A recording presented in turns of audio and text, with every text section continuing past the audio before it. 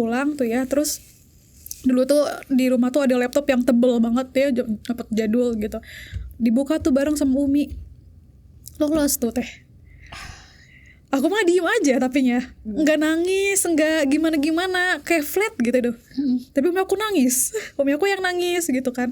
Gimana ya teh gini, maksudnya kan orang mah bersyukur ya lolos gitu ya. Umi aku malah gimana ya nanti, mungkin biaya gimana ya gitu. Terus aku bilang gini ke Umi, aku itu lulus SNMPTN kimia itu pasti kan udah rencana Allah ya. Ya pasti aku juga ngebukain pintu-pintu aku sampai bisa lulus gitu. Kayak gitu teh. Jadi pas itu, jadi menurut aku kuliah adalah hal yang paling aku syukuri.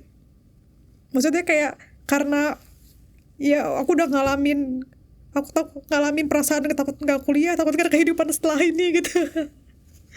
Gitu ya, setelah orang tuaku pisah gitu kan.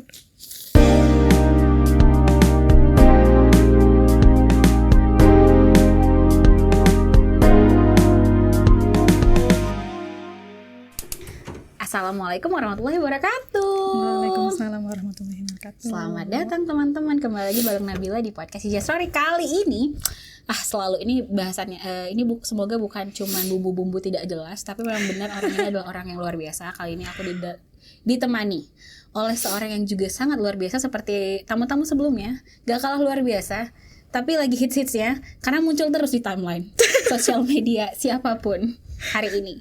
Semoga terus insyaallah menebar kebaikan. Sarah Motiva. Yeay.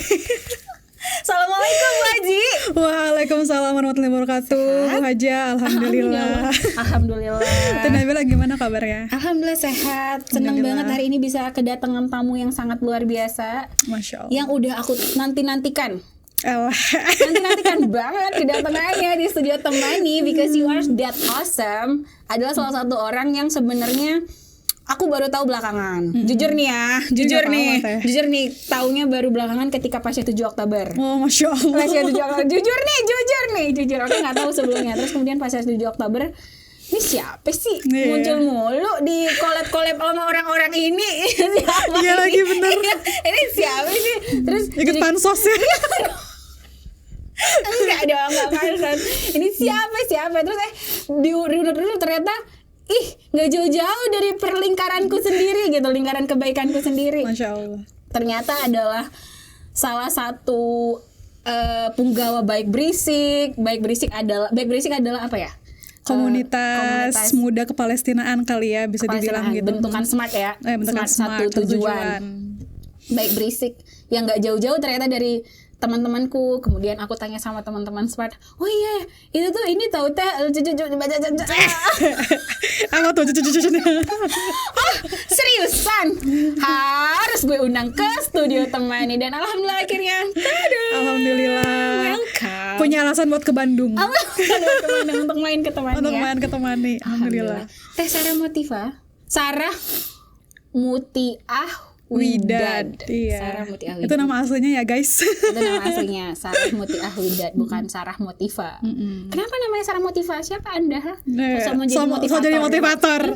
Itu ada kisahnya. Jadi nggak asal ngasih nama. Jadi waktu ini cerita nggak apa-apa ya? Iya dong.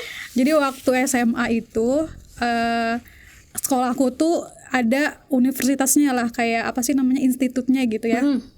Nah terus mereka itu sekolah di mana? Di Madrasah Muallimin Muhammadiyah. Madrasah Muallimin Muhammadiyah, Masya Allah. Di Lewiliang Bogor. Lewiliang, oke. Tahu nggak tuh? Aku pernah ke Lewiliang. Oh iya. Pernah. Ngapain teh ke Lewiliang? Kan jauh banget tuh. It's a long story. Nanti di belakang ya. Terus. Iya, jadi mahasiswa yang di Muhammadiyah itu tuh mengundang salah satu narasumber namanya Iwal Sastra. Oke. Salah satu pelopor stand up comedy di Indonesia juga. Punya buku namanya Motive Action. Oke. Nah, suatu hari beliau itu bilang nanti ada satu orang yang bakal beruntung dapat bukunya. Gitu kan Motive Action tuh motivasi dan action. Jadi kan kebanyakan kita dapat materi-materi motivasi, pas keluar udah lupa. Nggak ada actionnya, gitu kan? Nangis tuh di dalam kajian itu doang. Terus udah keluar, ya barusan ya. Iya kan. Nah terus siapa yang mau ini bukunya, angkat tangan. Ya kan angkat tangan. Ya nggak mungkin ada yang dapat, aku maju sendiri. yang angkatan aku maju aja. Aku pengen jadi orang yang kelihatan aja gitu. Aku maju. Terus? Jadi yang lain angkat tangan kan, masuk angkat tangan, teman-temanku angkat tangan semua mau bukunya kan. Aku nggak angkat tangan, aku ke depannya langsung aku mau bukunya gitu. Terus abis itu langsung dikasih bukunya tanpa basa-basi, tanpa harus di apa nanya pertanyaan. Biasanya kalau nanya dapat gitu, aku nggak perlu nanya, nggak perlu ditanya juga, langsung dikasih. Terus kayak ya ini apa ya, punya higher motivation dibanding yang lain gitu. Jadi aku maju sendiri. Nah itu kayak wah keren juga ya aku. Ada narsis banget ya itu. Jadi pas itu jadi ya, pas setelah self aware-nya agak tinggi banget ya, Masya Allah. Self aware, self love-nya itu tingkat dewa. Jadi pas udah gitu ya udah, akhirnya aku bikin blogspot namanya saramotiva.blogspot.com. Nah di situ tuh mulainya. Itu ceritanya ya teman-teman. Jadi kalau ada yang nanya, bukan nama asli dan bukan asal-asalan, ada ceritanya gitu. Ada cerita. Tapi emang dari dulu emang pengen jadi, emang aktif di situ, kepenulisan. Dulu designing. nulis alay ya di blogspot ya. Blogspot itu masih alay. Karena kan itu kayak apa ya, SMA kan tulisan ya? SMA, Okay. SMA. Jadi ke warnet tuh ya, buka apa blogspot, nulis di sana gitu. Nulis ini aja kayak Dear Diary gitu. Dear Diary tapi di blogspot ya. Tapi lebih kayak ya Hikmah. adalah sedikit ya, walaupun nggak banyak kayak gitu. Kayak misalkan ya habis kan aku aktif juga tuh Ikatan Pelajar Muhammadiyah dulu ya. Aktif di IPM. Terus kalau habis acara aku ceritain tuh di blogspot aku ngapain aja gitu-gitu. Masya Gitu. Allah. Jadi ya dengan tulisan yang seadanya aja, yang penting nulis aja dulu. Kayak Konit tahu. Konit juga dulu. Kalau itu mah itu keren banget. Aku tahu dulu kayaknya kayak gimana baca buku Soabia kan. Iya. Terus dibikin tulisan itu mah. Itu mah zaman kuliah. Zaman Kalau zaman SMA dia kayak gitu juga. Dari zaman SMA dia suka nulis di blogspot. Awalnya gitu. Ya udah cerita-cerita sederhana, tulisan-tulisan sederhana. Begitu udah kuliah baru dapat ada deh. Nggak bisa diomongin di sini. I'm sorry. I know that. Deh. Tapi dulu tuh Konit itu aktif nulis di blogspot. Zaman SMA ya. Ya Allah, semoga pinternya sama. Amin ya Allah. Kamu juga Semangat keren. dakwahnya sama kayak Amin. Tekonit. Itu tuh penting tuh. Itu penting ya teman-teman ya. Banyak orang yang bilang pengen jadi kayak Tekonit, pengen jadi kayak Tekarin, pengen jadi kayak Teta ini, Teta itu. Itu yang tampak itu emang beliau adalah orang-orang yang sangat keren dan luar biasa di sosial media, di media lah yang kita tahu ketika di kajian dan segala macam. Tapi teman-teman tahu nggak untuk sampai ke sana perjuangan apa yang mereka lakukan, pengorbanan apa yang mereka keluarkan, itu tuh luar biasa. Penting banget ditelusuri. Penting banget semangatnya seperti apa, itu tuh luar biasa banget mereka. Dan aku yakin kamu juga. Amin ya Allah. Masya Allah, amin. Beliau, kamu adalah orang Bogor, asli Bogor. Asli Bogor. Sundanes. Bisa bahasa Sunda. Sunda Bogor kan ini nggak sih? Agak ini ya. Ngapak. Iya. Tapi sebenarnya udah banyak terkontaminasi. Jabodetabek ya, sama orang-orang Jakarta. Iya, literally. Oh iya gitu. Jadi beda sama Sunda Bandung ya? Oh jauh banget. Jauh beda ya. Tapi asli Bogor. Orang tua asli Sunda. Lahir di Bogor, kuliah di UIN Jakarta. UIN Jakarta, pasti soleha banget dong, anak UIN. Jangan mengeneralisir ya. Tidak mengeneralisasi. Enggak, tapi iya dong, iya gak sih? Ya sebagian mungkin iya ya, dan ada juga sih ya Teh ya namanya, karena kan UIN itu juga nerima dari sekolah mana-mana kan, nggak cuma anak pesantren doang gitu atau anak madrasah gitu, ada juga anak negerinya yang mungkin dari segi pendidikan agamanya nggak banyak waktunya di sekolahnya gitu, itu banyak juga. Berarti sama aja dengan kampus-kampus yang lain sama ya? aja, karena kan kayak ada jurusan eksak juga ada, sosial juga ada, jadi nggak cuma urusan agama. Jadi gitu. bermacam pemikiran juga ada lah ya. Iya banyak banget. A, B, C sampai Z itu ada. Aku mau cerita dulu deh tentang kamu, bukan tentang UIN. Tentang kamu, tentang seorang Sarah Motiva. Lahir di Bogor, besar di Bogor, dan lahir dari keluarga yang seperti apa? Dari yang keluarga. memang beneran solehah banget kah kamu dari kecil? Jadi kecil sebenarnya kalau diajarin agama ya dari kecil. Gitu kan. Terus dari keluarga yang penuh dengan perjuangan. Semua insya Allah. Insya Allah ada pelajarannya. Ada pelajarannya. Kayak apa sih namanya? Ya struggle lah gitu teh. Struggle. Dari segi ekonomi atau dari segi iya. Iya. Ekonomi. Makanya kalau sebenarnya nih ya kalau ada Tarifa aku pengen blok Tarifa sih. Oh, kenapa? Serius. Karena relate ya? Relate banget. Gitu. Gimana? Gini, aku nih. Level sulitnya tuh seperti apa? Nih aku selalu bilang aku privilege. Aku tuh cukup berprivilege meskipun banyak sulitnya pasti ada. Pasti ada. Tapi alhamdulillah jika aku bandingkan dengan teman-teman aku yang lain ternyata mereka nggak merasakan ini gitu. Sederhana ketika aku kecil aku tuh nonton semoga bukan endorsement ya. Enggak ya. Kita boykot. Tapi dulu ketika kecil tuh aku punya film-film original Disney. Kayak gitu-gitu. Itu privilege nonton banget sih. itu privilege ya, nonton tuh sama orang tua tuh nonton.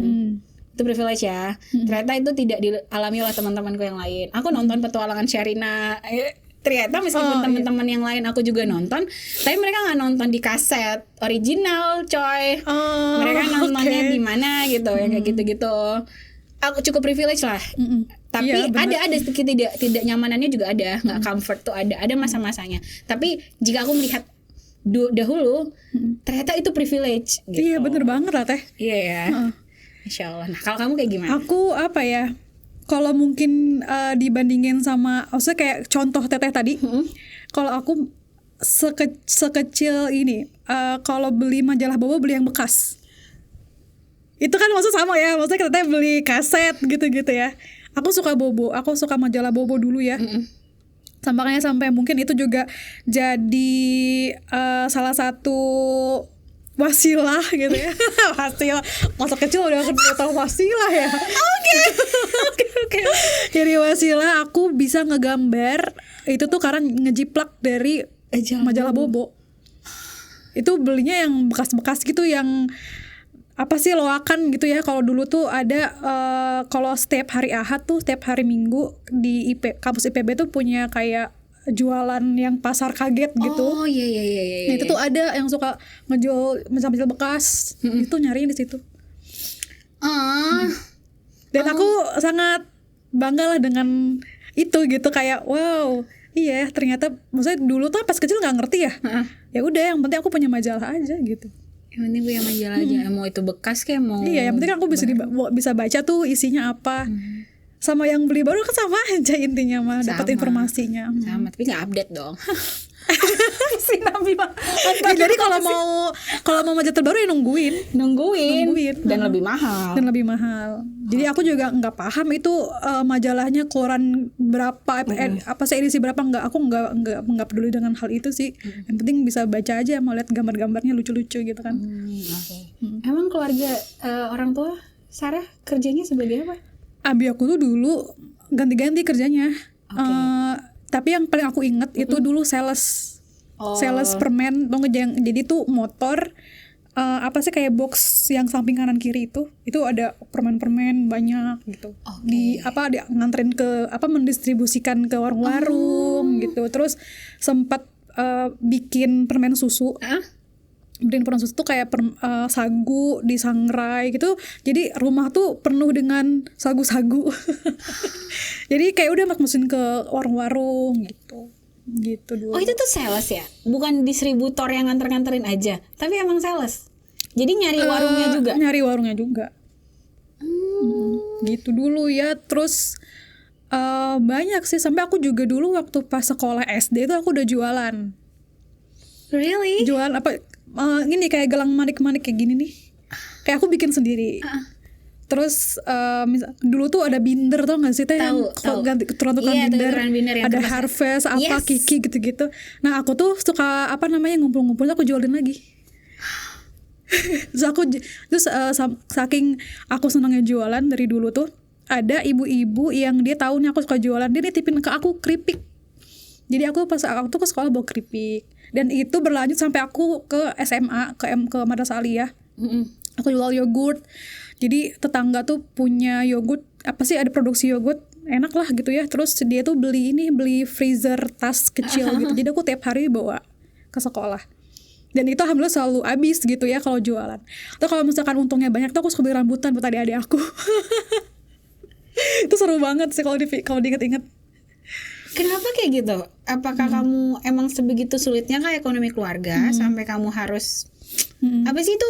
Ya kan anak sekolah tuh butuhnya apa sih, kan uang jajan paling. Sebenarnya kalau uang jajan cukup ya, mau ngebantuin aja sih, ngebantuin orang tua. Maksudnya orang kalau jajan mah ada aja gitu ya teh.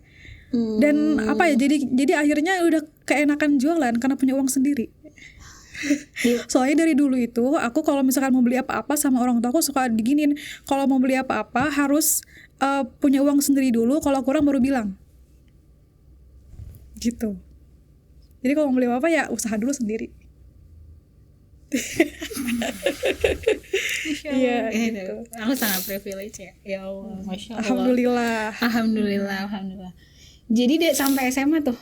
Iya, sampai SMA.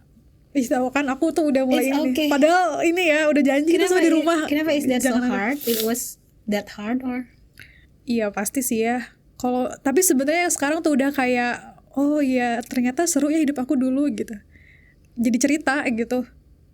Aku ingat Teh Febrianti Almira, TPPU itu.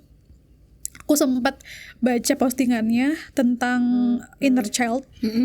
Terus aku komen kan bla bla bla segala macam. Terus aku tuh bener-bener yang kayak nggak tahu itu Allah ngegerakin hati TPP buat ngebalas lagi. Beliau ngomong, apapun yang kamu alami di masa kecil itu adalah titipan Allah biar kamu sampaikan ke orang lain gitu. Kayak, oh iya ya ternyata apapun yang Allah kasih ke kita itu emang nggak pernah sia-sia gitu. Ada Sabtu pagi orang seneng-seneng diajakin sendu-sendu sama Sarah Motiva kayak gitu. Oke. Berarti sampai SMA kamu aktif berjualan? Iya, aku jualan SMA. Uangnya berarti untuk keluarga? Ya sebagian kalau butuh jajan-jajanin aja. 4 bersaudara. Kamu 4 bersaudara. Kakak, kamu 2 adik. 2 adik. Adik ini masih sekolah sampai sekarang? Masih. Adik aku 1 kuliah, 1 baru kok SMA kelas 1 sekarang. SMA kelas 1. Cewek cowok semua ini? Kakak aku cewek, adik aku cowok dua-duanya gitu. Sampai sekarang masih ikut bantuin adik-adik atau? Ya sekarang karena mungkin ini ceritanya panjang juga ya. Nanti kan ada masa orang tua aku tuh berpisah. Oke. Ya itu di tahun 2015. Dan aku sempat kayak apa ya, ibaratnya kayak orang umi aku itu ini ya berjuang sendiri untuk yang membesarkan anak-anaknya sejak 2015 tuh ya. Tapi ada ceritanya tuh sempat lost contact lah sama Abi nih ya. Tapi akhirnya alhamdulillah qadarullah ada komunikasinya baik lagi sama beliau. Jadi sekarang ibaratnya kayak perekonomi, karena mungkin kondisi justru membaiknya sekarang teh. Jadi kayak ya maksudnya apa ya, pasti banyak pelajarannya gitu ya, banyak hikmahnya. Jadi sekarang tuh adikku ada yang tinggal sama Abi. Jadi ya masih bisa saling bantu lah gitu buat gitu kan. Umi kan ngajar dari pas pisah itu tahun 2015. Umi aku tuh ngajar ini Al-Quran di SDIT. Oh, SDIT di Bogor. Di Bogor. Itu sekolah aku juga dulu pas SD. Aku SD di situ, aku angkat pertama. Adik aku di situ, kakak aku ngajar di situ. Tapi kakak aku sekarang udah nggak ngajar karena udah punya anak, udah nikah. Oh, udah nikah, udah berkeluarga. Boleh aku tanya seputar 2015 yang boleh. Aduh, deg-degan. Semoga nggak salah nanya ya. Nggak apa-apa kan, Neng? Boleh. Ketika 2015 terjadi, apa yang terjadi bagaimana kamu menghandle situasi dan kondisi? Seperti apa deh kondisi saat itu ini POV kamu ya, karena POV orang tua kita nggak tahu ya. Ini POV kamu. Tahun 2015 itu adalah tahun yang aku langsung menyadari bahwa aku nggak bisa bergantung sama siapapun kecuali Allah gitu. Jadi kalau misalkan teman-teman aku tahu di sekolah gitu tuh pasti tahu. Ya maaf ya teh. Aku minta tisu juga. Jadi tahun 2015 itu tuh kalau mungkin teman-teman aku yang semua tuh bingung ya. Kok nih salah rumahnya pindah-pindah mulu gitu. Ini masih SMA ya? SMA. Kok kamu ke rumahnya pindah-pindah mulu gitu ya? Misalnya kayak karena mungkin aku waktu di sekolah tuh di SMA cukup pintar. Sombong dulu ya bentar teh sebelum nangis. Okay. Enggak sih, maksudnya bukan ya cukup menguasai beberapa pelajaran yang di UN kan gitu kan. Jadi misalkan teman-temanku mau minjem catatan atau minjem apa gitu, jadi rumahku tuh kayak ganti-ganti mulu gitu, nggak di sini terus aku pindah ke sini gitu-gitu karena emang kayak ya kita belum punya rumah gitu kan, kontrak sana ke sini gitu. Nah terus di tahun 2015 itu tuh kan aku kelas 12 mau ujian nasional gitu kan. Jadi aku tuh pas di tahun itu udah kayak bukan nggak ada lagi sih, kayak aku nggak tahu nih, belum kepikiran abis lulus ini mau ngapain gitu. Nah makanya balik misalnya di kelas 11 itu aku udah kepikiran daripada aku nggak punya kehidupan abis sekolah aliyah ini, ya udah aku mau nyari apapun yang penting beasiswa gitu, kayak mau kuliah kayak atau mau tapi aku nggak ada kepikiran kerja. Pokoknya aku harus untuk ilmu lagi gitu. Pernah ada informasi ke pesantren yang persyaratannya itu buat full beasiswa adalah hafal Quran. Itu. Nah terus habis gitu ya udah akhirnya aku belajarnya agak berkurang nih, pelajaran sekolah. Aku fokus ngafalin Quran gitu. Ya mungkin cukup berjalan dengan baik sih ngafalin Qurannya, tapi ranking aku turun gara-gara ngafalin Quran. Oh my God. Kan dosa banget ya. Kayak Okay. lu jadi pelarian nih Al-Quran gitu. Padahal ibaratnya ya belajar juga masih tanggung jawab kamu gitu, sebagai pelajar gitu kan. Karena aku kayak ya udah pokoknya aku pas lulus tuh udah ada pegangan mau kemana gitu. Iya. Kenapa bisa mikir ke sana? Karena takut nggak ada biaya. Kadang iya. Kan masih ada SNM, SBM, PTN. Nah itu kan. Nggak kepikiran yang kayak gitu-gitu saat itu? Belum. Sebenarnya kepikiran. Aku pokoknya kan aku dulu tuh suka kimia. Sampai aku tuh ambis banget sama kimia dulu ya. Tapi pas udah kuliah kayak apaan nih kimia? Pelajarannya banyak banget. Ya, banyak turunannya. Gitu. Kan kayak kimia organik gitu ya. Aduh. Sedangkan kamu jurusan apa? Pendidikan kimia? Atau pendidikan kimia? Jadi tuh ceritanya tuh udah kan akhirnya kayak ranking aku turun tuh gara-gara aku nggak pernah Quran gitu kan. Terus akhirnya kayak salah nih aku gitu, nggak bisa kayak gini. Karena dulu tuh emang selalu masuk 3 besar lah, itu nggak masuk 3 besar. Akhirnya pas kelas 12 semester pertama aku coba berubah nih, nggak bisa nih aku kayak gini doang. Ya udah aku akhirnya tetap menghafalin Quran, tapi belajar juga gitu serius gitu ya. Alhamdulillah naik jurusan 1 lagi deh waktu itu. Astagfirullah. Terus kayak nggak bisa kalau tuh jadi pelarian. Yes. Karena waktu itu aku bener-bener jadi pelarian doang. Akhirnya aku fokus. Karena dulu pun aku pernah, jadi tuh karena kan tuh sekolahnya swasta, belum sebesar sekarang lah sekolahnya ya. Jadi selalu ada pas di kelas 11 itu pasti ada perwakilan sekolah buat olimpiade. Kimia, kayak fisika, matematika gitu. Pas upacara kan selalu diumumin dong. Nih yang ikut olimpiade fisika siapa, A, B, C, D. Itu pas kakak tingkatku tuh ya, kakak kelasku gitu. Di dalam hati pas upacara, tahun depan gue yang di sana gitu. Widih. Gue yang diumumin gitu. Nah terus kan teman-teman IPA tuh pada ambis ya teh. Kayak ada yang suka biologi, terus aku bilang, kamu sekarang aja yuk siapin biar kamu yang dipilih sama sekolah buat olimpiade biologi. Jadi aku sengaja orang buat belajar belajar biologi, belajar fisika, belajar matematika, kimia biar aku aja. Bagus. Jadi ya, kayak bener-bener real Sarah Motiva. Jadi kayak oke sepakat ya kamu belajar ini ya. Padahal sekolah juga belum tentu milih lu gitu, belum tentu milih gue juga gitu kan. Yes. Nah jadi udah tuh abis itu di rumah tuh kayak setiap pagi sebelum sekolah, padahal besoknya tuh nggak ada kimia tapi aku belajarnya kimia gitu. Jadi kayak braille.com, Tete tahu nggak yang di Google? Tahu. Aku ngerjain soal braille.com. Jadi ternyata ketahuan nih ya. Guru aku tuh kalau ujian ternyata banyak juga ngambil dari sekolah Dari Braille. Braille. Dan gue udah tahu jawabannya. Udah master. Dia, bukan karena aku master, karena aku udah yang pernah. Iya. Dan di Braille Di kan situ ada terus. jawabannya. Iya. Udah dihafalin Iya, ya. dihafalin gitu. Nah, terus singkat cerita akhirnya aku yang mewakili sekolah untuk olimpiade kimia sampai kabupaten. Pas masuk provinsi gak masuk. Nah jadi kayak apa ya, oh ternyata kalau aku ambil itu bisa sebenarnya gitu. Yang di Al-Quran pun kan kayak gitu ya jadinya kan, kayak aku bener-bener nih yang ngafalin Quran, tapi akhirnya yang lain terbengkalai. Iya gitu. benar. Nah terus habis itu pas kelas 12, ya itu tadi balik lagi ya tahun 2015 itu akhirnya kayak ngerasa nggak, aku pengen banget kimia nih, tapi bisa nggak ya gitu. Gitu kan. Nah jadi pas tahun 2015 tuh aku coba daftar SNPTN karena waktu itu sekolah aku tuh belum banyak nih yang ke negeri. Gitu kan. Terus kayak coba deh nyari universitas yang enggak terlalu tinggi passing grade-nya. Gitu kan. Tapi aku suka gitu jurusannya. Tuh kimia semua yang aku pilih.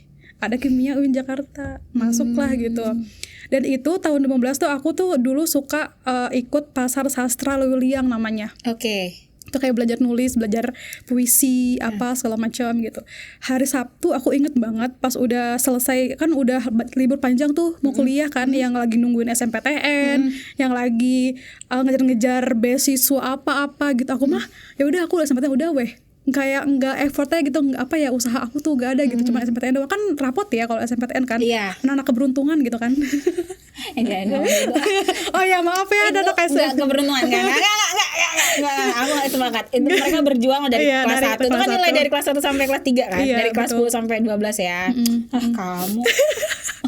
Terus Enggak beruntung. ada satu seniorku yang di pasar sastra yang tuh bilang gini, kan dia tahu tuh aku ikut SNPTN ya. Kamu nggak pulang kan sekarang pengumuman SNPTN. Ya udahlah nggak apa-apa gitu. Toh walaupun aku juga lolos, gak tahu mau diambil atau enggak gitu kan. Karena gitu. karena kan ya nggak tahu nih Ini udah dari pasca mana. Umi Abi udah pasca- selesai. Iya. Oke. Jadi itu memang pas UN tuh Masya Allah banget ya ujiannya, apalagi UN, ujian sekolah dan ujian hidup. Gitu kan. Terus udah pulang katanya, coba cek dulu pengumumannya gitu ya. Ya udah aku pulang tuh ya. Terus dulu tuh di rumah tuh ada laptop yang tebel banget ya, dapat jadul gitu. Dibuka tuh bareng sama Umi. Lolos tuh teh. Aku mah diem aja tapinya, nggak nangis, nggak gimana kayak flat gitu tuh. Tapi umi aku nangis, umi aku yang nangis gitu kan. Gimana ya teh gini, maksudnya kan orang mah bersyukur ya lolos gitu ya. Umi aku malah gimana ya Nyicilin nanti, biaya ya. mungkin biaya gimana ya gitu. Terus aku bilang gini ke Umi, aku itu lulus SNPTN kimia itu pasti kan udah rencana Allah ya. Ya pasti aku juga ngebukain pintu-pintu aku sampai bisa lulus gitu. Kayak gitu teh. Jadi pas itu, jadi menurut aku kuliah adalah hal yang paling aku syukuri. Maksudnya kayak karena ya aku udah ngalamin perasaan takut nggak kuliah, takut kan kehidupan setelah ini gitu. Gitu ya, setelah orang tuaku pisah gitu kan. Itu terus ya udah akhirnya ada orang baik lah ya yang mau ngebantuin gitu. Jadi karena karena aku juga aktif gitu kan di sekolah gitu, aktif organisasi, jadi guru-guru tahu lah gitu siapa gue. Masya Allah. Gitu. Terus akhirnya aku bikin proposal diri. Oke. Bikin proposal diri. Jadi sampai sekarang yang aku mikir kayak, Sarlu apa harus kayak gini gitu ya, kok bisa-bisanya kepikiran gitu. Yang namanya orang lagi sulit ya pasti nyari jalan keluar kemanapun caranya gitu ya. Gitu ya, aku malah nangis tuh. Gitu kan. Terus padahal aku udah janji gak mau nangis tau teh. Mana bisa. It's okay. Terus aku coba kayak di dalam otak aku tuh aku ngelis kenapa aku harus kuliah gitu. Jadi aku coba menceritakan ke salah satu tokoh di Bogor gitu kan. Lewiliang itu di Bogor ya guys? Iya, Lewiliang di Bogor gitu. Kabupaten tapi by the way.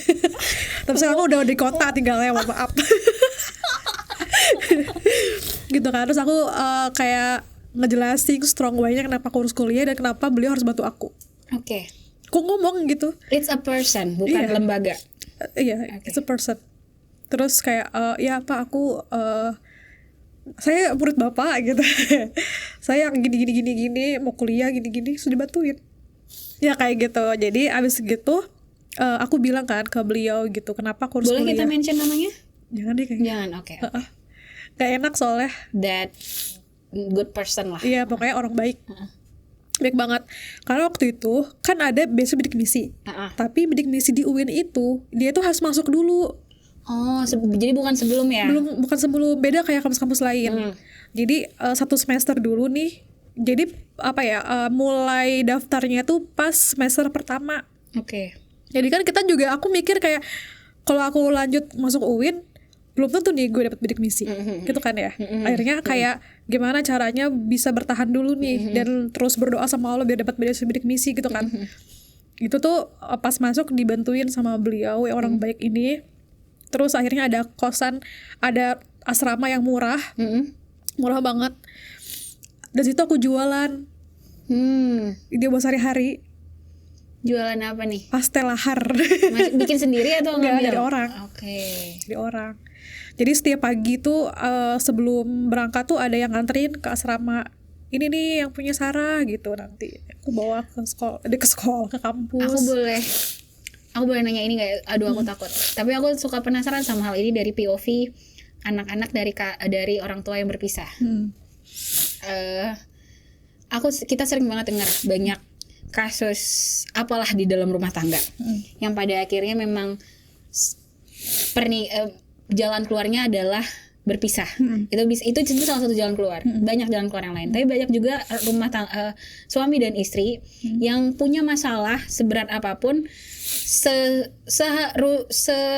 menyulitkan apapun lah, sesulit apapun, sebegitu tidak harmonisnya, sebegitu saling menyakitinya, tapi terus bertahan dengan alasan anak. Aku pengen tanya, boleh nggak sama kamu sebagai anak yang berada di rumah tangga seperti itu, dari orang tua yang pada akhirnya memilih untuk berpisah, jika perkataan seperti itu, perkataan bertahan demi anak, ketika kamu merefleksi sebelum orang tua kamu berpisah, kemudian setelah orang tua kamu berpisah, kamu sepakat nggak sama hal itu untuk sebaiknya bertahan demi gue gitu, atau memang enggak, ini emang jalan yang terbaik deh? Bahkan bahkan ya aku sama kakakku, maksudnya yang cukup dewasa saat itu ya, emang udah sepakat sih, kayaknya emang harus berpisah aja. Karena ya kan waktu di madrasah aliyah tuh kita belajar perceraian tuh bisa jadi sunnah, bisa jadi makruh, bisa jadi wajib, haram, bisa jadi bahkan wajib, kan bisa jadi haram. Kalau menurut aku dan kakakku tuh udah jadi wajib sih kayaknya. Kenapa kamu bilang gitu? Tanpa harus menyebutkan kesalahan siapapun. Iya, karena kalau bertahan akan makin besar masalahnya gitu. Oke. Ada lah pokoknya kayak sesuatu yang akhirnya berdampak buruk ke semuanya aja gitu teh. Dampak kepada kamu sebagai Anak-anak. anak, apa yang kamu lihat? Yang dampak yang enggak, kalau ini terus lanjut tuh gue akan berdampak seperti ini nih. Gue sebagai anak tuh gue ngerasa akan berdampak begini. Apa ya, mungkin dari sisi kita sebagai anak pasti nggak nyaman tuh pasti. Terus mungkin akan jadi keras aja anak-anaknya gitu. Kamu jadi itu nggak? Jadi please ya, nggak ngatain karena kamu belum nikah ya. Gue juga belum nikah. Apakah kamu jadi trauma? Oh iya. Trauma. Pas 2015 sampai kayaknya baru-baru ini juga sih sembuh dalam tanda kutip ya. Untuk kayak mau nerima dan mau ya deh gue mau nikah gitu. Baru kayaknya 2 setahun kebelakangan sih. Trauma untuk berproses ke sana. Bahkan nih teh jangankan itu ya, aku kan mau coba nih ikutan kelas parenting gitu ya. Baru game masuk udah nggak jadi. Pernah aku inget banget itu tahun berapa ya, pas pandemi sih, 2020-an lah ya, apa 2019. Aku ikut tuh daftar gitu, bahkan bayar lagi gitu ya. Kan kadang kita kan kalau bayar ada komitmen gitu ya. Iya. Terus Aku inget banget malam-malam udah buka laptop, udah join lah Zoom-nya gitu kan, zaman-zaman pandemi kan Zoom semua acara ya. Iya. Baru berapa menit pertama udah aku langsung gak kuat gitu. Gak jadi. Kenapa? Apa ya, kayak nge-trigger aja gitu, ada luka yang kayak luka yang basah kasih alkohol, perih banget gitu. Gitu. Oh sayangku. Itu baru terus coba baca bukunya TPP tentang interracial, aku lupa judulnya apa, kayak gitu-gitu, kayak coba nyembuhin diri gitu ya, dan ternyata emang obatnya ya kembali ke Allah aja sih, udah kayak gitu.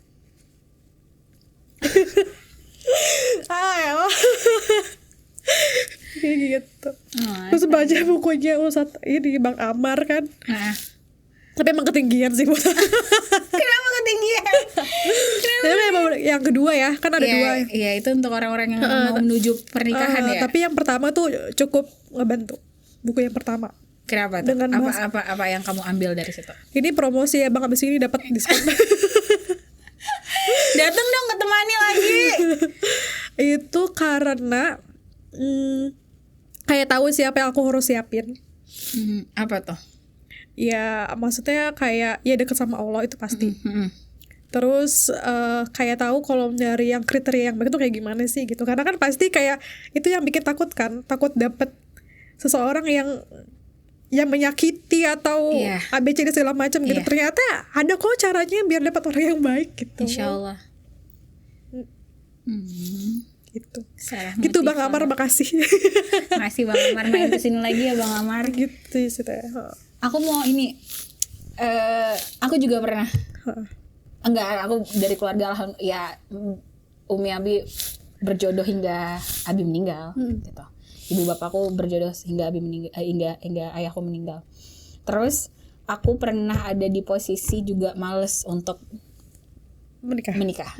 Malah kecenderungannya adalah kayaknya it's not my thing deh. Gitu. Aku juga nggak mau, enggak gitu. Karena aku merasa buat apa gitu buat apa? Terus ada masalah. Yes, exactly girl. Apalagi tuh buat kita tuh perempuan-perempuan yang punya kecenderungan yang alhamdulillah Allah karuniai kemampuan untuk bisa menghidupi diri sendiri, gitu kan. Kita merasa enggak, masalah-masalah hidup kita udah banyak, kayaknya kalau ditambah satu orang lagi nanti masalahnya ada lagi. Iya lagi, gitu. bener. Aku harus menanggung jawab, bukan harus bertanggung jawab terhadap dirinya, dia harus bertanggung jawab pada diriku, dia tanggung jawabku juga banyak gitu. Aku pernah ada di posisi kayak gitu. Ya kemudian belajar, kemudian segala macam gitu. Tapi satu hal yang paling bikin aku malas menikah adalah di masa aku bekerja di situasi, berada di kondisi yang betapa toksiknya pernikahan itu aku lihat di sekitarku. Yang suaminya Allah, istrinya Allah gitu. Jadi ini nggak cuma dari satu pihak ya, nggak cuma pihaknya laki-laki aja yang toksik, yang melakukan sesuatu gitu, yang salah gitu. Yang perempuannya pun iya gitu. Itu adalah ya kan kita di usia yang teman-teman kita udah nikah kan. Nah aku tuh di usia juga yang teman-teman aku udah punya anak, yang udah nganter anak ke SD gitu. Jadi I know their thing. Aku tahu apa masalah mereka. Jadi aku pernah ada di kondisi yang temen aku ngelakuin KDRT.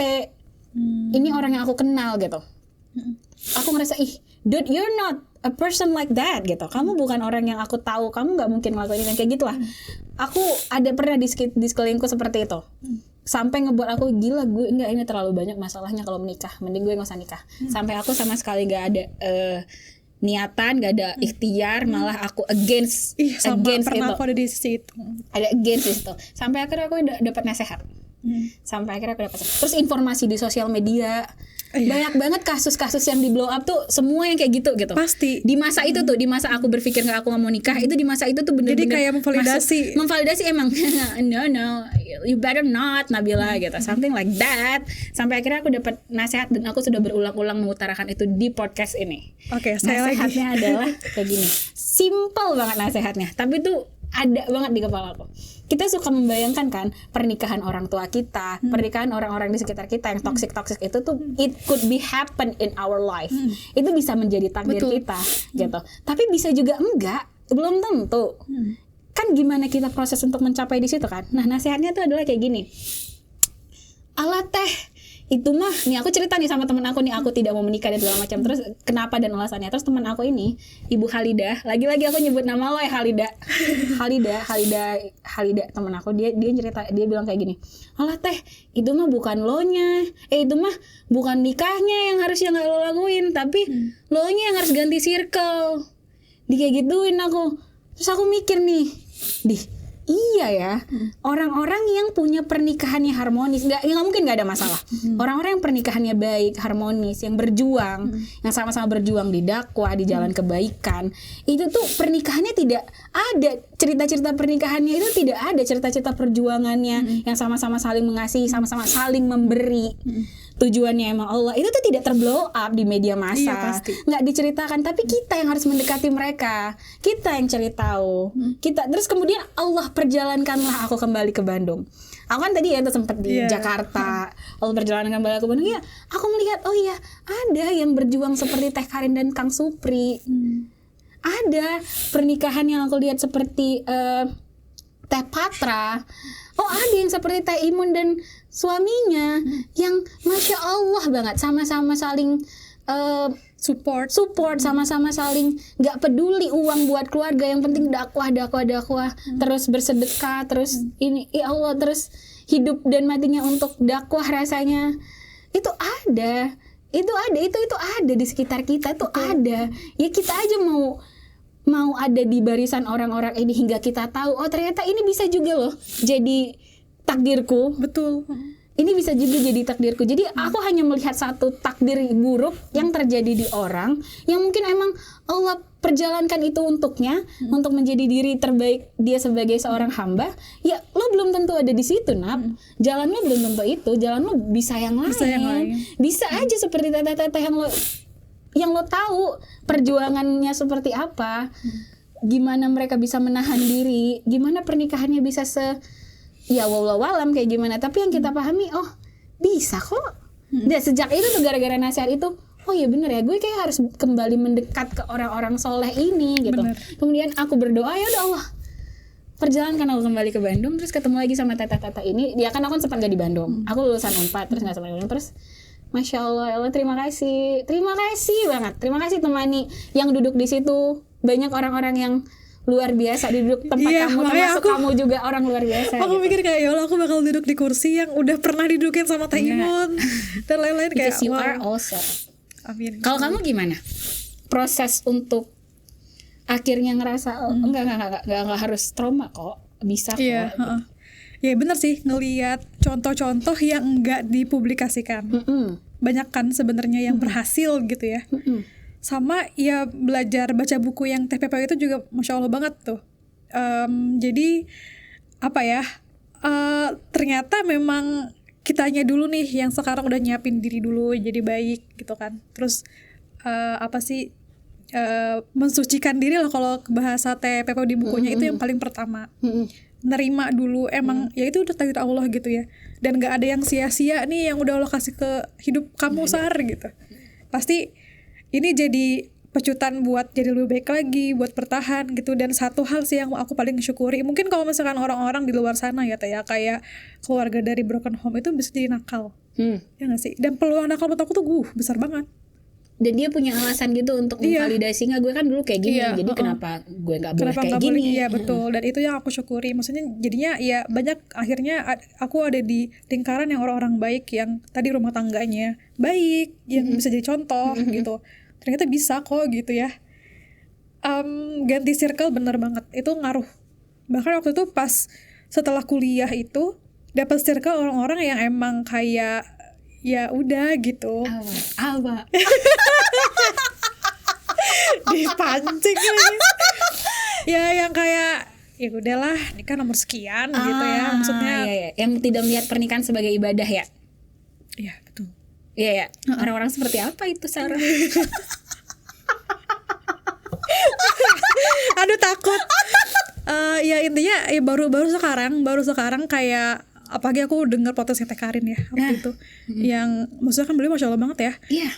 Belajar sampai S3 gitu kan, sampai di luar negeri gitu kan. Terus banyak banget, dan pertanyaannya Teteh kalau Teh Nabil kalau nggak salah ya. Terus gimana sekarang jadi ibu rumah tangga doang, apakah impiannya terhenti gitu kan. Tapi nggak ada yang hilang kalau selama tujuannya adalah mencapai ridha Allah gitu kan. Misalkan kayak iya juga ya, apalagi sekarang nih lagi ngomongin Palestina mulu nih ya. Jadi aku punya higher quality nih buat calon-calon. Dengar ya, yang punya crush terhadap ibu ini. Apa Nggak tuh? sih, maksudnya kayak lebih, oh iya ternyata kalau maksudnya jadi parameter aku sih, misalkan kayak mau berumah tangga tuh jadi lebih positif dan lebih apa ya, optimis gitu ya. Karena aku sekarang mungkin udah ngomongin Palestina, ya aku mau dong pasti punya ya yang berjuang ke sana. betul, pasti kan ada support juga, jadi misalkan dari suami ntar pasangan yang nanti Amin gitu kan. ya Allah. Jadi kayak lebih optimis. Oh jadi kalau misalkan orang yang mau berjuang sama Palestina ya nggak mungkin nggak baik lah gitu. Ngerti gak sih Teh? Jadi kayak iya itu. Iya benar-benar. Iya benar ya. Iya, aku sekarang mikir gitu aja, tapi walaupun ya nggak tahu deh di mana gitu. Iya itu wajib yang tidak minum di kopi itu jadi syarat tuh di CV nikah. Tidak boleh minum di kopi itu, tidak boleh makan di ayam ini. Iya itu wajib. Itu jadi kayak oh bisa kok gitu. Bisa. Maksudnya, gitu. Masya Allah. Minta cariin lah sama Habib Ares. Ya Allah tolong Bib. Bang Amar juga boleh lah ya. Iya lah Bang Amar. Nih anak ini. Masya Allah. Berarti sekarang udah nggak? Sekarang udah Apa udah nih? di dalam ya belum nikah iya. ya Bu Aji. Iya belum nikah. Belum nikah, cuman Belum di dalam dirinya Sarah sendiri sudah tidak ada trauma itu. Insya Allah sih kalaupun ada ya udah bisa nanganin lah harus kayak gimana gitu. Pasti kalau totally sembuh kayaknya belum sih Teh ya. Cuman mungkin ya udah bisa apa ya, ngatur emosi gitu. Tapi Karena kan dulu emosional banget aku. sudah memaafkan semua yang terlibat. Udah sih alhamdulillah insya Allah. Sudah. Pernah semua yang terlibat itu meminta maaf pada Enggak sih. kamu? Tapi kayak Pada udah gitu. anak-anak? Oh kalau iya kalau orang tuh iya. Tapi sih maksudnya kayak ya udah gitu. Toh aku juga tanpa harus minta maaf juga ya udah gitu. Udah, it's for the best. Itu yang penting kita Iya karena kan pemaafkan itu kebutuhannya kan di aku, Iya benar. bukan mereka gitu. Maksudnya ya udah gitu. Benar. Biasanya orang yang nyakitin kita tuh nggak butuh itu. Iya. Kita itu tuh itu kedamaian di diri kita sendiri. Iya, benar. Untuk kedamaian di diri kita sendiri. Itu yang aku butuhin kan. Benar. Iya benar. I learn aku aku nonton deh sama Teh Karin tuh. Aku juga pernah ngerasa disakitin banget, terus aku ngerasa Oh iya aku nggak pokoknya mau- baru pekan kemarin deh nonton itu. nggak mau bukan nggak mau Sampai nggak mau sulit. ketemu Nggak mau, gitu nggak bisa gitu. sampai ada DM likes gitu dari dia tuh aku rasa Apaan sih lo gitu. ke-trigger banget, enggak sampai nangis sampai shaking gitu.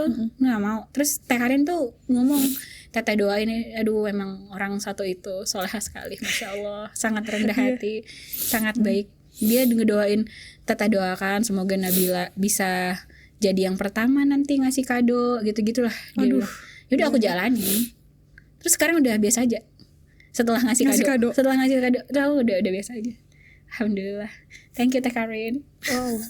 Beliau sangat nggak logis banget sebenarnya ngasih kado ke kondisi Orang dengan yang kita- itu tuh aku nggak, ya Allah Masya Allah, tapi ternyata alhamdulillah.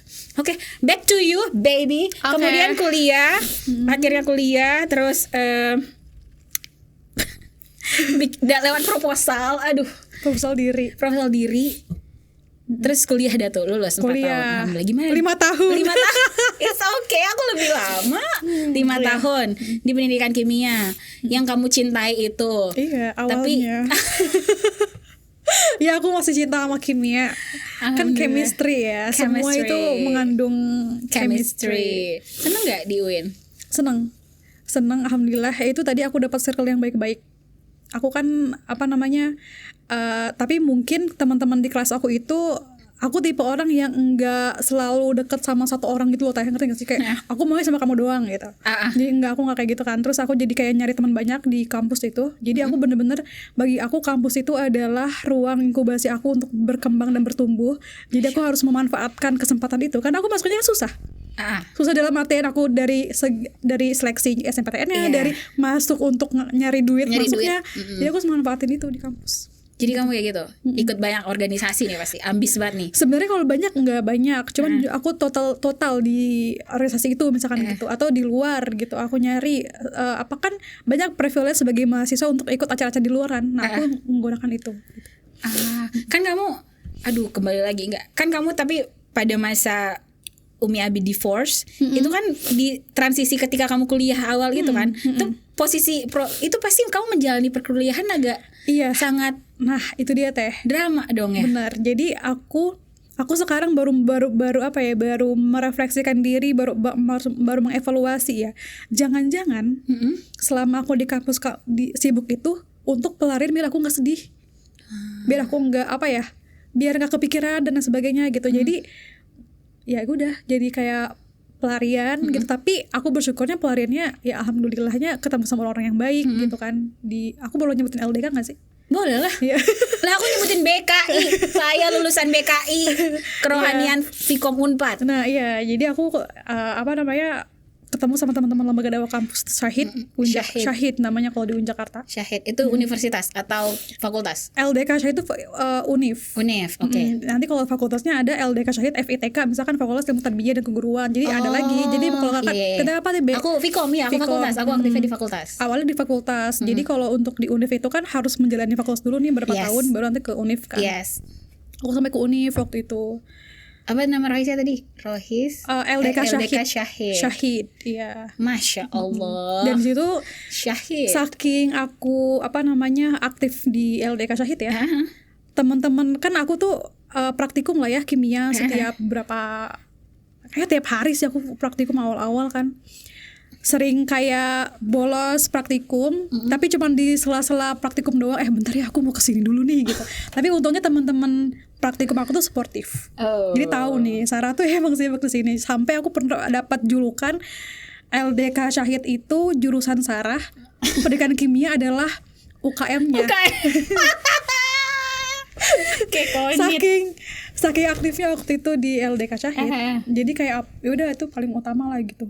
Di sana karena ya aku benar-benar kehidupan di sana gitu, teman-teman pada baik-baik, Masya Allah. gitu kan. Terus kayak ya banyak opportunity yang aku dapatkan juga di kampus. Terus ikutan Fresh tuh kayak lembaga kayak belajar tentang bikin esai, bikin karya ilmiah gitu sih. Terus di luar yang lebih ke kontrol gitu, itu pas kuliah. Ini dia yang ternyata kita punya kesamaan. Ketika zaman kuliah tuh aku aktif di 9CM, Global Cigarette Movement. Jadi komunitas anti rokok gitu. Ternyata Ibu Sarah ketika tadi kita ngomong-ngomong di behind the scene di briefing sebelum ini tuh bukan juga ketika kuliah, bahkan hingga hari ini sampai sekarang aktif di komunitas pengendalian tembakau. Sekarang kerja di Komnas PT. Iya. Dulu ketika awal ketertarikannya ke situ gimana? Itu ceritanya, jadi kan ada kakak seniorku tuh di LDK, beda fakultas, udah aktif duluan tuh dia kan. Nggak tahu ya pertamanya gimana ya, aku lupa lagi. Jadi beliau itu ketemu lah intinya, ketemu sama teman-teman yang lainnya. Aku ditanya waktu itu, kan maksudnya banyak banget ya permasalahan rokok, nggak cuma kesehatan doang kan, kayak iklan rokoknya di mana-mana, ABC dari macam. Aduh, itu ternyata panjang itu kita banget. taunya setelah kita join komunitas kan. Selama ini kan kita kayak orang rokok salah gitu, padahal mereka korban juga gitu kan.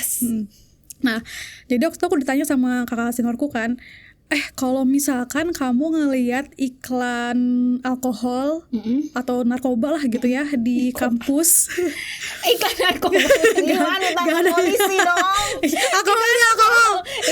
Alkohol deh ya. Alkohol misalkan, nggak mungkin dia narkoba ya. Nggak ada iklannya narkoba dong. ya maksudnya sesuatu yang berbahaya lah ya gitu, kayak alkohol gitu misalkan. Kamu marah nggak gitu? Ya marah lah ya. Nggak sudi lah gitu ada iklan alkohol dekat kampus gitu kan. Terus ditanya balik, terus kalau misalnya kamu lihat iklan rokok dekat sekolah, dekat kampus, kamu marah nggak?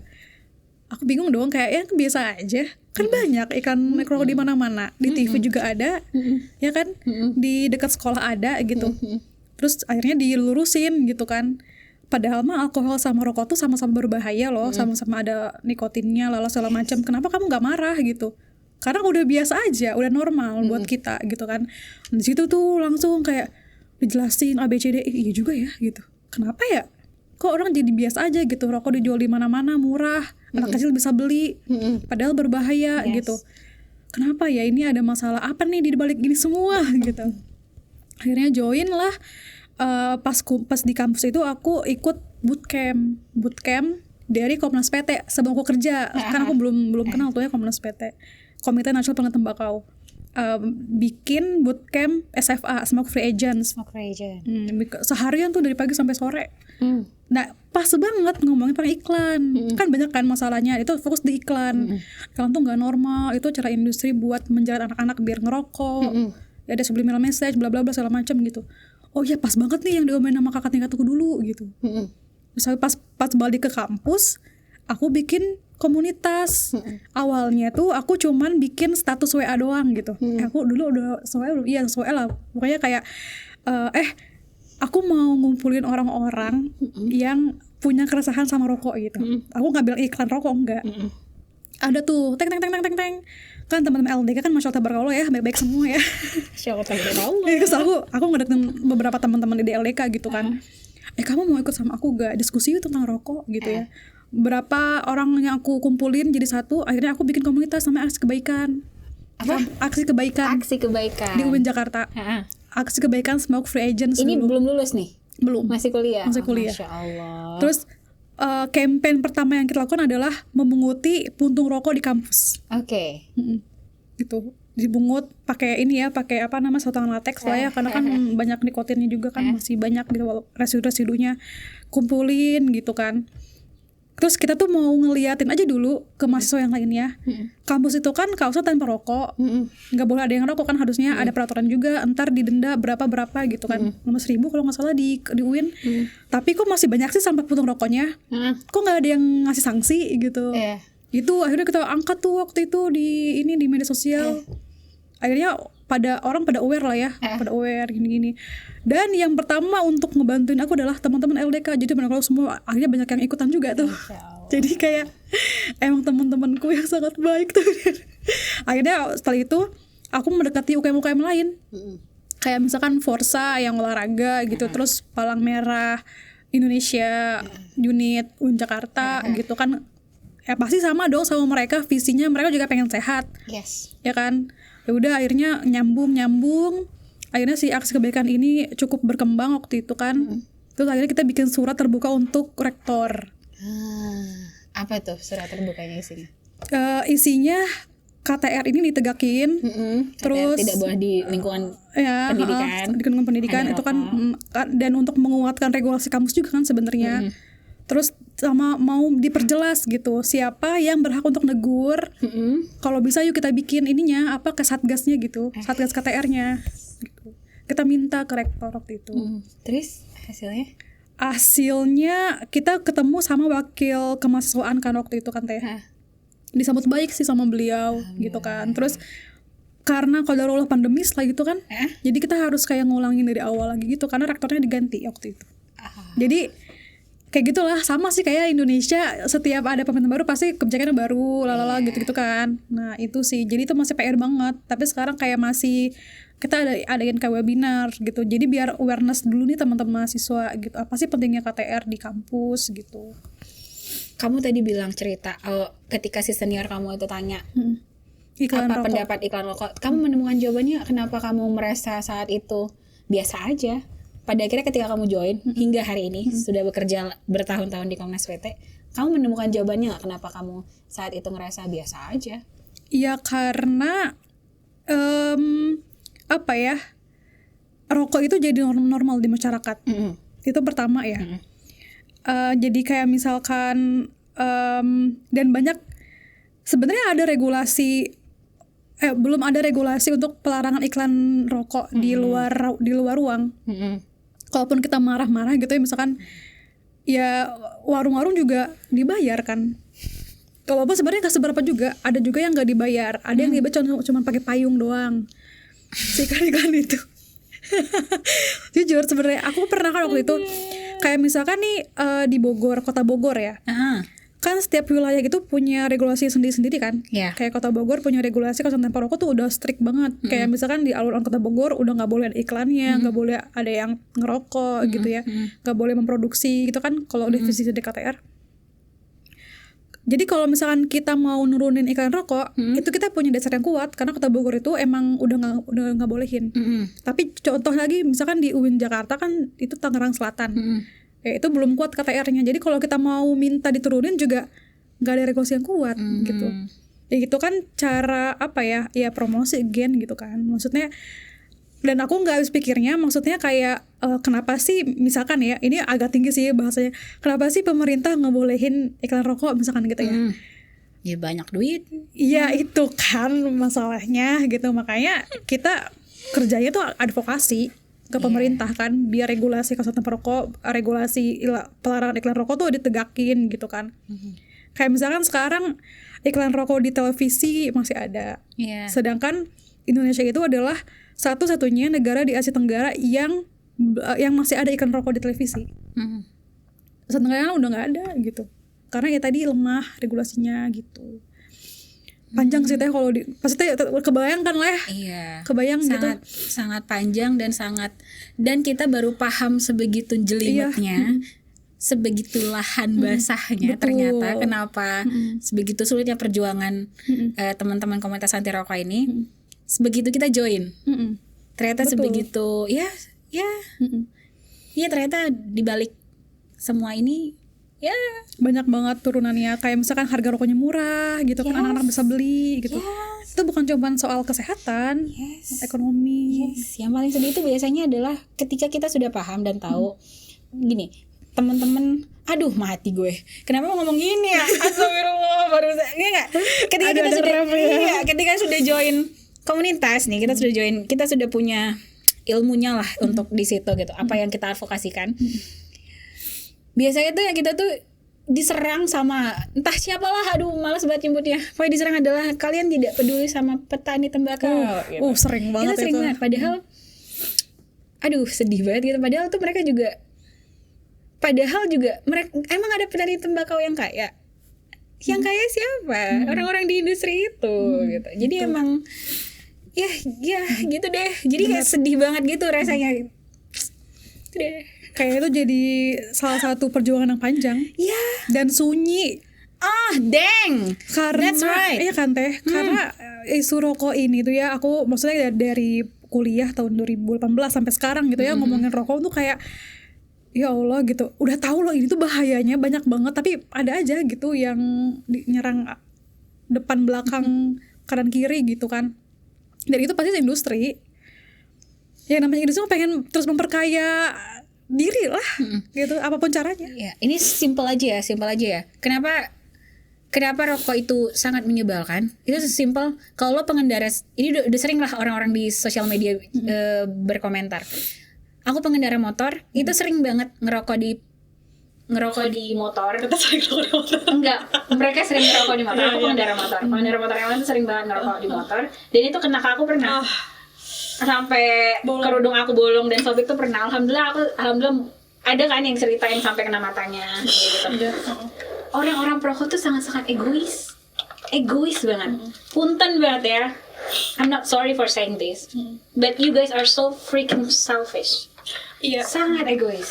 Sebenarnya mereka itu egois karena lagi-lagi mereka juga jadi korban adiksinya nikotin. Jadi mereka lagi berkendara itu dia udah butuh nikotin nih dalam tubuh dia. Yes. Jadi mau nggak mau harus sekarang nih dia ngerokoknya karena untuk memenuhi kebutuhan adiksinya itu. Gitu. I know, but you can stop. Iya. Susah. Telan dong asapnya sendiri. I don't need it. Kayak bikin aja helm. Dia ngerokok aja asapnya di situ semua ngebul. Itu tuh parah banget tahu, sambil ngerokok sambil bermotor tuh terlalu banyak kemungkinan yang bisa terjadi juga. Stop lah guys, come on. Itu aja lah sampai sendiri intinya. Gitu. Kamu kenapa mau ngelakuin itu semua? Kenapa nggak di jalan yang lain? Ngapain kek? Ngapain ya? Ngapain ya? Kamu bilang tadi jalan yang sunyi. Iya, justru kalau sunyi banget. Kalau misalkan kita pergi nambah sunyi kali ya teh. Oh, Sarah Motiva. Karena apa ya? Ya sebenarnya aku emang basically suka sama campaign. Ya kan, jadi sebenarnya tawaran-tawaran ngajar tuh ada teh. Kan aku maksudnya background pendidikan kan. Aku udah pernah ikut wawancara, ikut micro teaching, di tes di sekolah yang cukup benefit lah gitu ya. Tapi nggak aku ambil because I love it. Ya aku udah nemu passion aja kan, karena kan sejak kuliah tuh udah ini kan, udah udah aktif lah di organisasi mudanya gitu. Terus ya masalah ini tuh kayak bukan jadi keseruan ya, maksudnya apa ya, jadi kayak aku mikir aja terus gitu kayak, dan banyak opportunity-nya juga gitu kan, kayak banyak belajar dari macam-macam orang, gimana ketemu sama kementerian gitu kan, DPR gitu-gitu. Itu seru banget sih, kayak wah tantangan banget. Kamu menganggap gitu. itu seru ya? Aduh, aku dulu pernah menjalani hari-hari Tapi itu, sebenarnya capek banget. Emang capek ya teh, tapi kayak apa ya udah gitu, jalanin aja. Tapi emang kalau nggak ada orang yang ngejalanin itu nggak maju-maju. Karena ya kayak dulu aja nih ya, aku inget banget ketika masa iklan di bungkus rokok itu ada penyakit-penyakit itu kan tadi nggak ada tuh. PHW. Iya itu kan dari teman-teman juga. Iya. Itu dorongan dari teman-teman, dan itu nggak sebentar. Iya, itu panjang banget. Aku kenal sama orang-orang yang mendorong itu kan. Itu tuh luar biasa banget. Jadi bukan berarti suatu hari nanti FCTC benar-benar bakal FCTC. Apa itu FCTC? FCTC karena udah dari bertahun-tahun tuh kayak udah capek gitu. Belum belum juga. Mungkin tahun depan kali belum juga. Mungkin nanti presiden yang ini kali belum juga. Hingga hari ini apa itu FCTC? Framework Convention on Tobacco Control. Itu tuh jadi kayak peraturan berbagai negara gitu untuk pengen tembakau. Jadi kayak kita tuh ibaratnya kayak conference nih berbagai negara.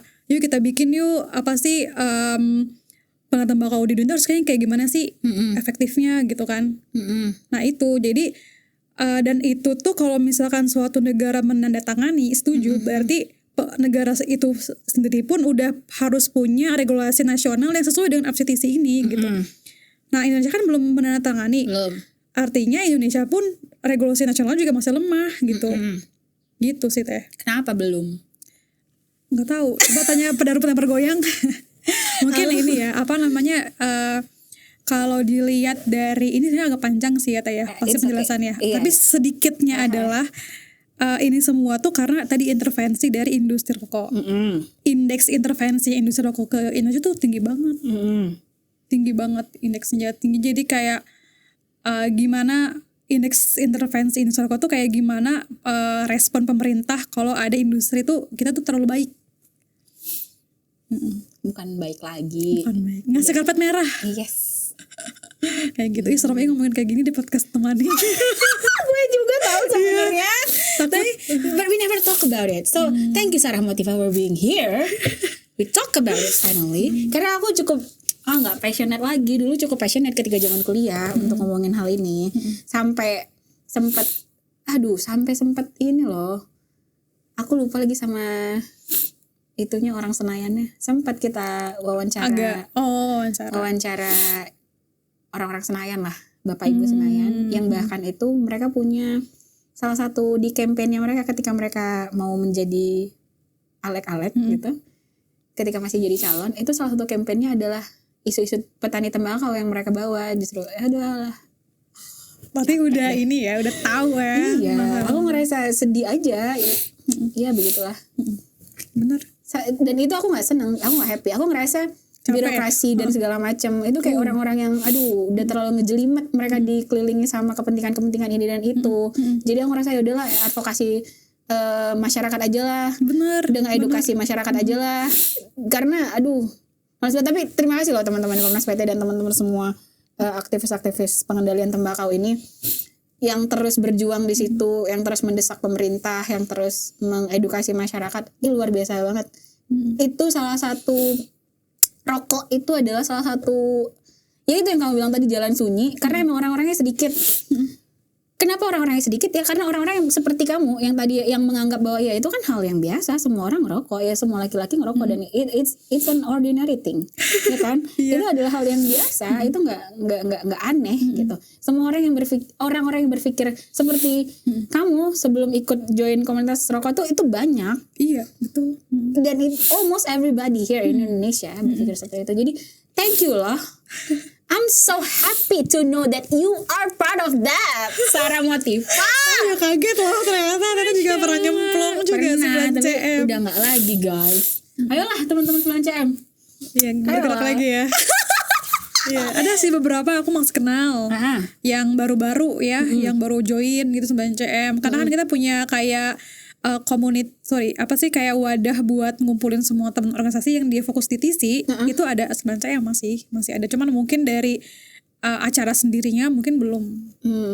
Dari 9 CM-nya belum ada. Iya, sehat-sehat ya teman-teman. Aku kangen. Iya. Kangen tahu, luar biasa banget.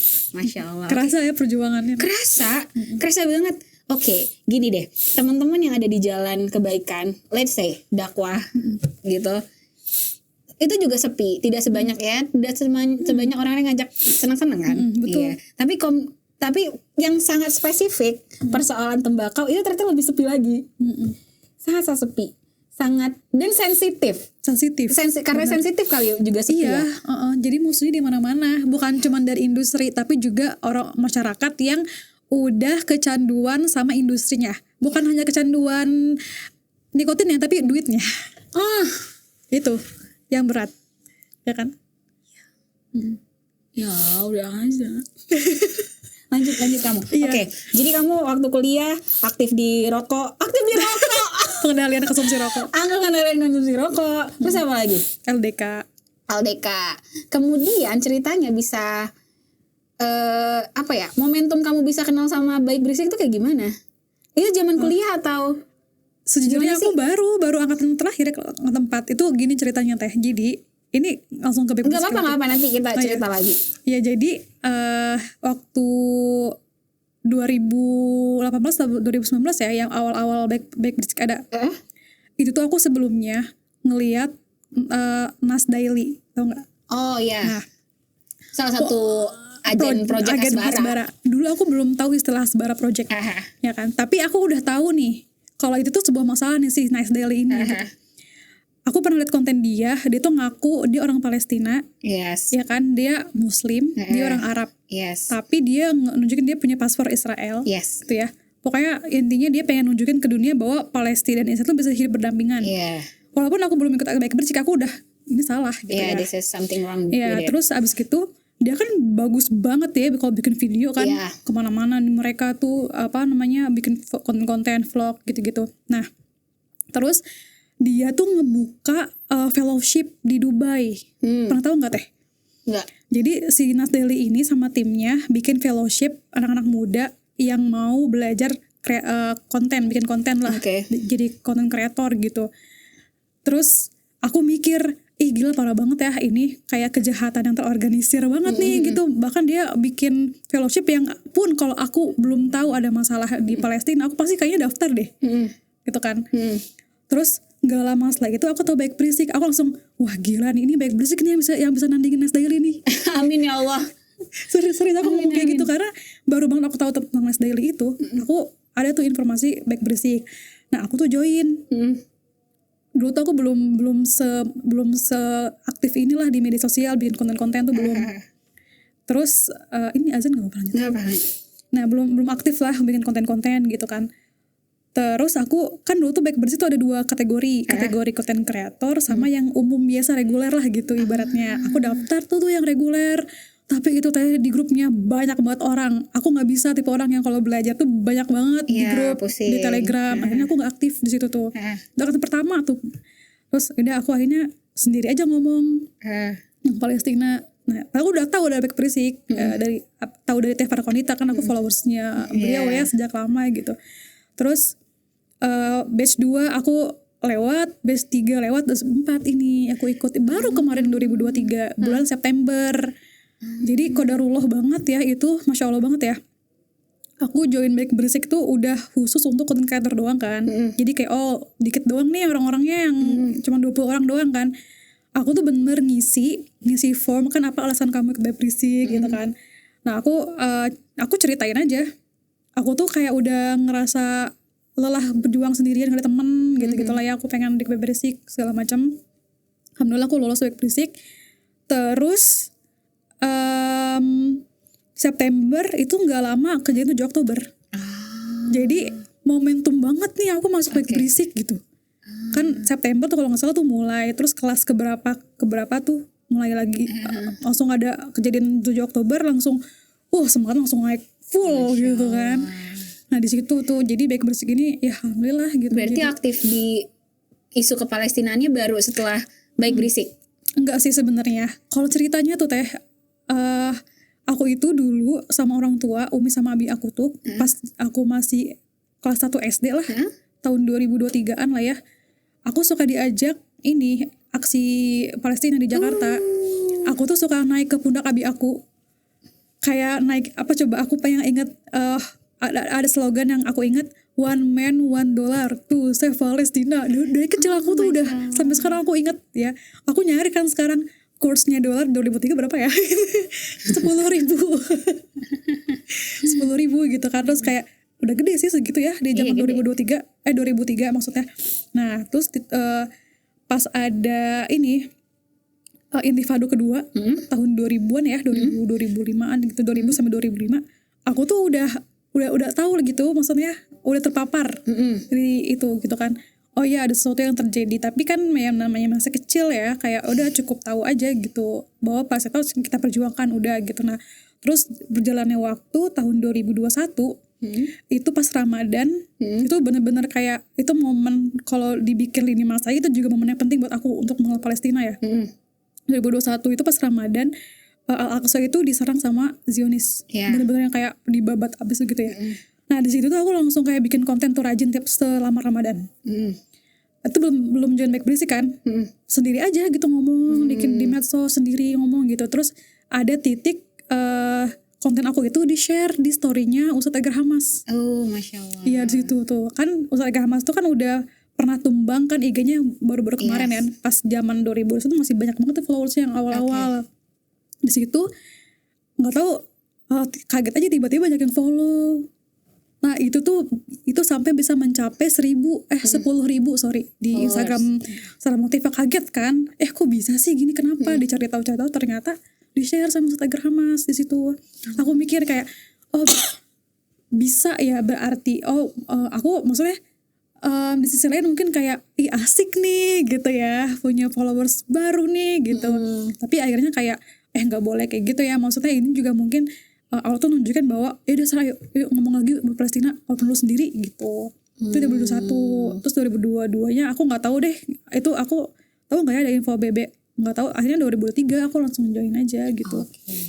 Berarti salah satu wasilah, salah satu jalan hingga akhirnya aktif konten kebaikan, apakah itu Palestina atau yang lain, itu adalah momentumnya tuh 2021.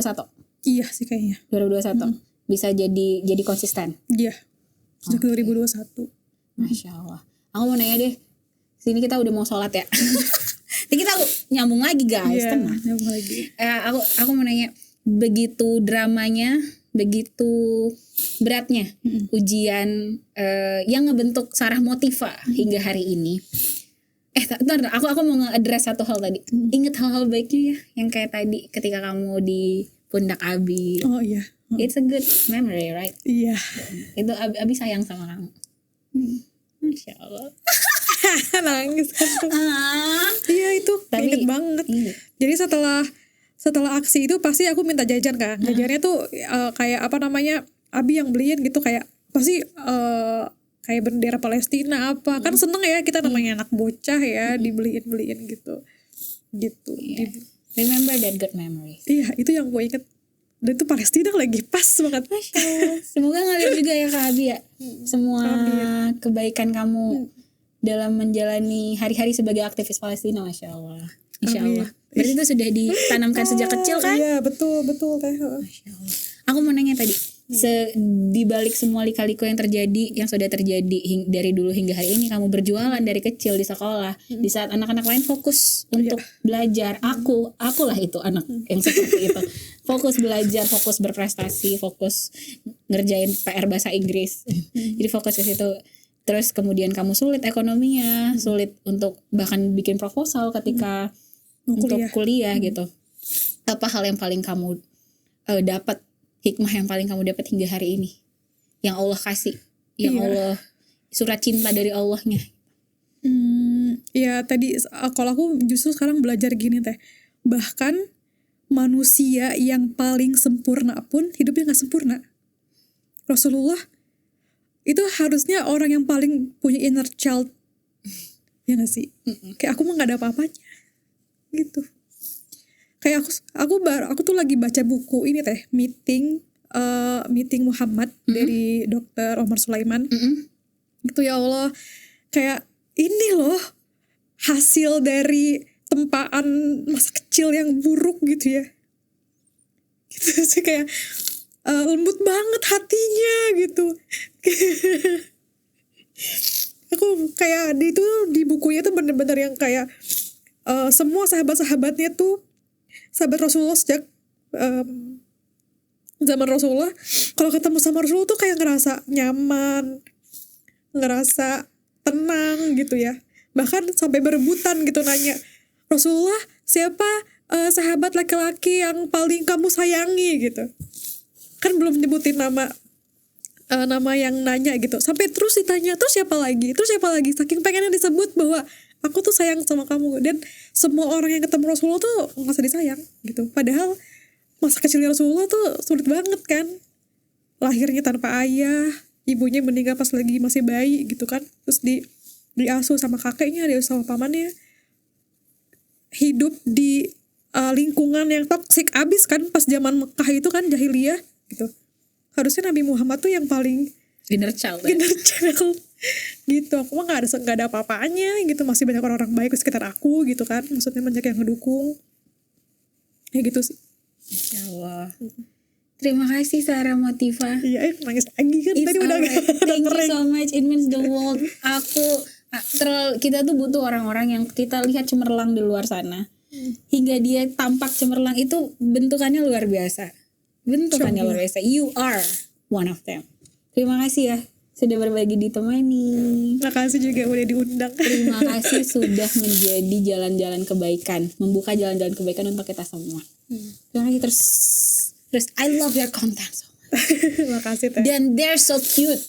Most of them are so cute. Most of them, berarti gak semua. Karena ada yang ini ya keras banget ya. Most of them are so cute guys, cute banget. Yang belum kenal sama Sarah Motiva, ayo segera dicek Sarah Motiva. Terima kasih Sarah. Insya Allah nanti kita syuting lagi. Terima kasih teman-teman yang udah dengerin. Insya Allah ketemu lagi sama Nabila di podcast Hijrah Sari selanjutnya. Nabila pamit. Wassalamualaikum warahmatullahi wabarakatuh.